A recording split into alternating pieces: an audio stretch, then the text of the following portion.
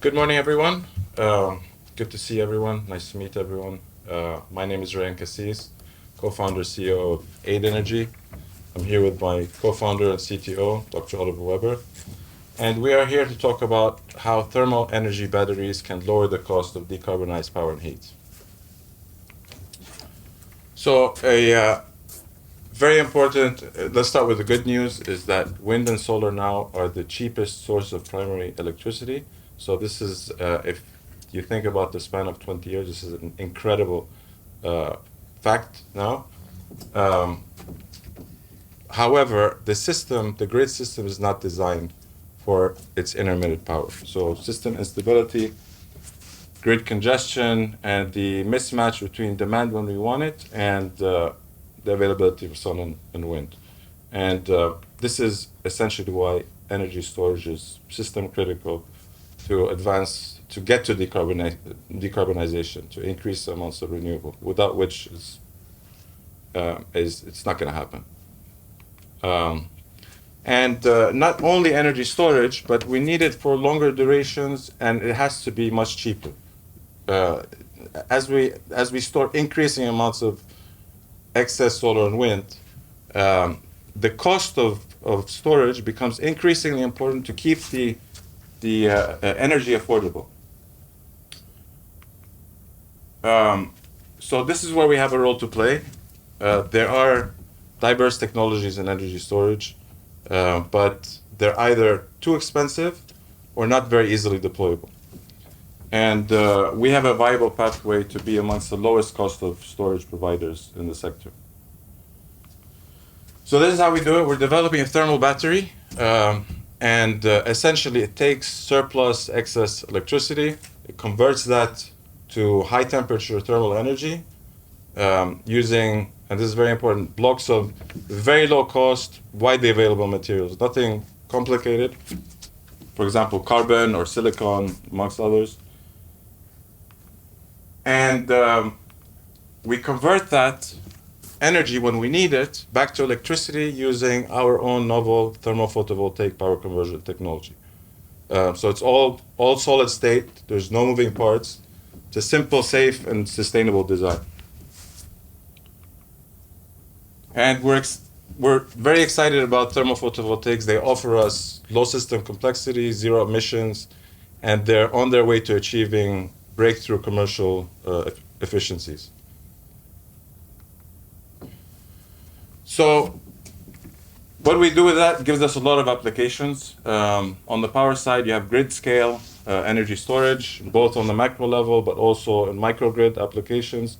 You can build in hybrid wind and solar projects that can almost mimic a baseload power plant, so that provides a bit of dispatchability.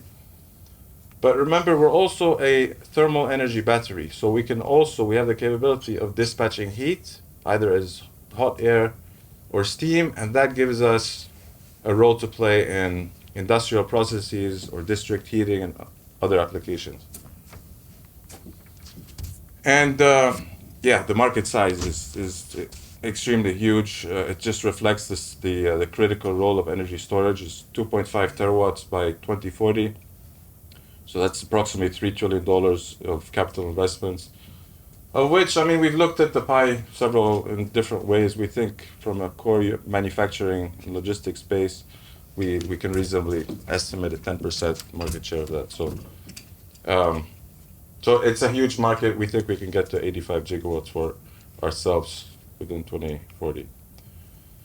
And we have a fantastic team, myself. Yeah, fantastic team myself. Should have started that way. The fantastic me, 20 years in the energy sector. I've worked for GE, manufacturing side, commercial side, Vestas, the largest wind company. I've also worked on startups, both in development and technology. My brilliant colleague, Dr. Oliver Weber, he is a PhD material scientist with years of experience in the commercial development of advanced multi-junction PV, so extremely relevant for our business. And the newest addition to our team, Dr. Michael Slack.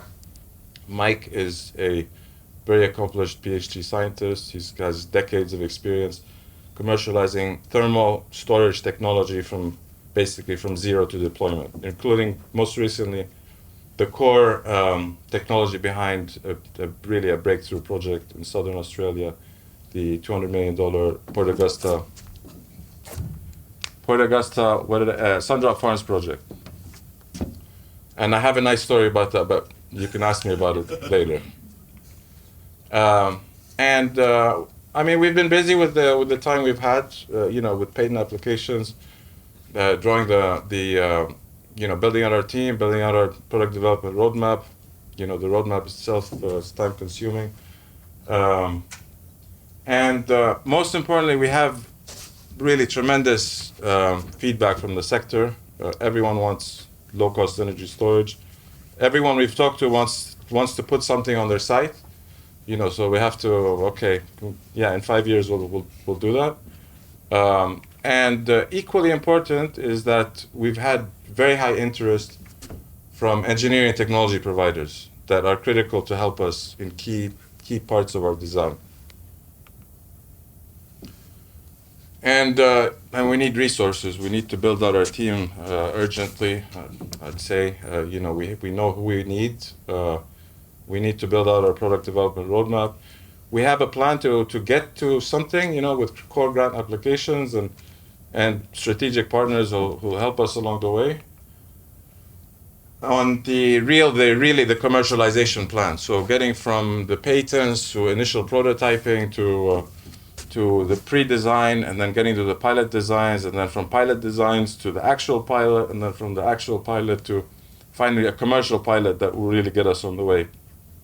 It's an aggressive timeline, but we think it's doable within 5 years. So our aim is to develop a first commercial product by around 2028, 2029 forward. And we think we can get to 1 gigawatt by 2035, which would be in today's terms around $1 billion in revenue. So thank you very much, and happy to take any questions.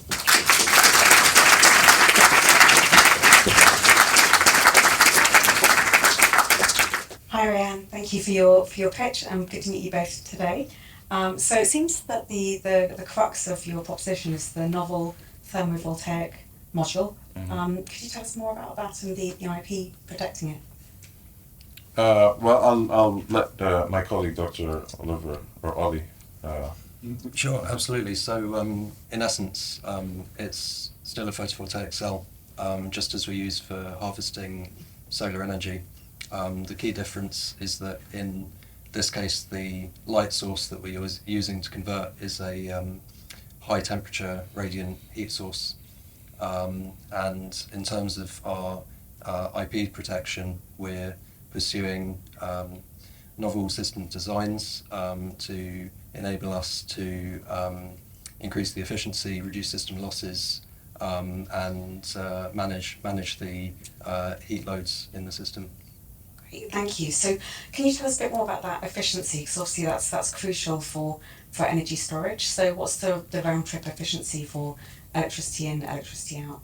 Sure. So as Rayan presented, the frontier for the field at the moment is 41% efficiency on an electric basis round trip. We see 30 to 35% efficiency as a critical milestone on our technology roadmap, because in terms of the economics, that puts us in a very competitive position. But there's also significant headroom within the technology space to go higher. I mean, as we stand today, we're compromising maybe efficiency on the low-cost component, but in 5 years, we're estimating that the efficiency will probably get to the bit higher than where we are. So as it stands today, we have a viable cost model for this for technology. Cool. Thank you. And again, another key question for grid scale or long duration storage is around the time frames that it's suitable for storing the electricity. So what kind of time ranges do you think this storage would be best suited for? In the first instance, we're targeting 4 to 12 hours. Yeah. Using modular units, but in principle, It can store for longer durations, larger quantities, and that's just a case of adding to the thermal mass. Yeah. We're 40-foot containers of 10 megawatt hours, which is quite a good size, and we can scale them up. And each one degrades less than 1% per day, so the heat losses are quite limited. So yeah, initially 4 to 12 hours, responses within seconds, but they are modular. They can be scaled up and down. Right, okay.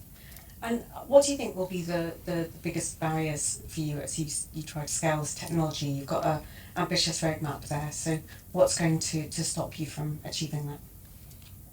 Well, we need to get to a commercial pilot first. We need to get to a pilot first and then to commercial pilot.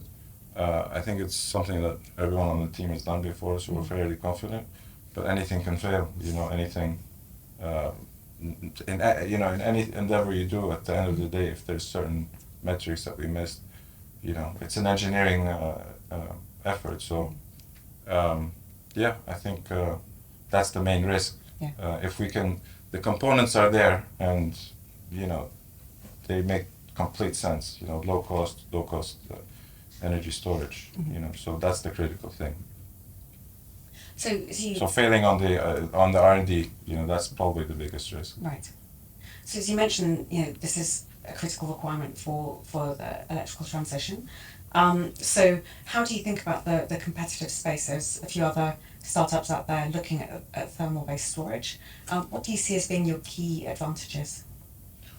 Well, thermal storage is quite huge because they cover, first of all, different temperature ranges.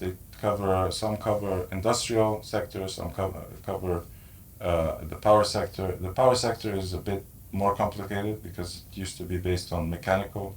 So you store heat and then you produce electricity to a steam turbine. Yeah. But in our field, in our specific field, it's quite limited right now. There's a few companies, all pre-commercial, quite well invested, I would say. With some big names, but they still haven't. So we're in a small group of peers, I would say.